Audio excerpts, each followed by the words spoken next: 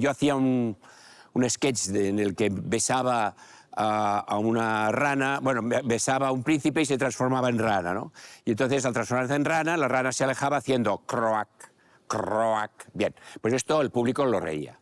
Llegamos a Canadá, hago esto, digo croac, silencio. Y al día siguiente pregunta, oye, ¿aquí las ranas cómo hacen? Y nos dice, no, es que aquí es robabap, robabap. Entonces el día siguiente llega la hora de la función, beso y hago robabap. Y la gente, ¿sabes? O sea que esas cosas.